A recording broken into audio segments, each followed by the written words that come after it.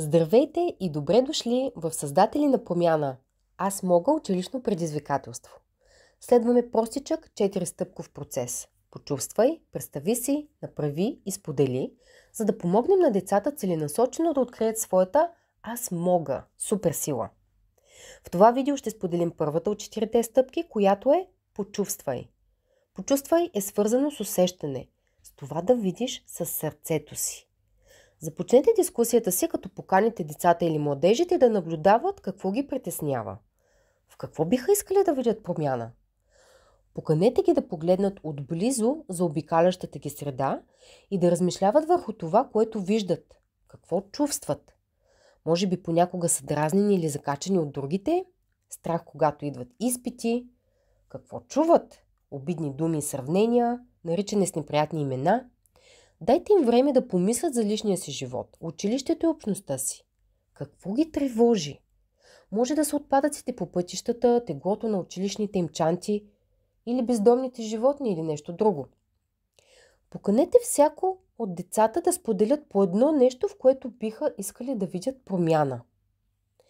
Възможно е децата да споменат наистина големите предизвикателства, за които чуват, като обезлесяване, замърсяване и така нататък. Моля, насърчете децата да насочат погледа си по-близо и да определят проблемите, които ги притесняват лично. Това изгражда чувство на собствена отговорност в тях и прави процеса на 4 стъпки по-ефективен.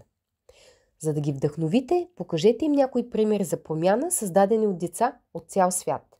Посетете dfcworld.com. Поканете децата да споделят проблемите, които са установили, и да споделят защо ги притесняват. Кого са видели да е засегнат?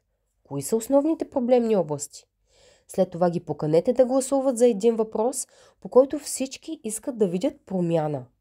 Първата стъпка към осъществяването на промяна е да се опитат да разберат как се чувстват хората.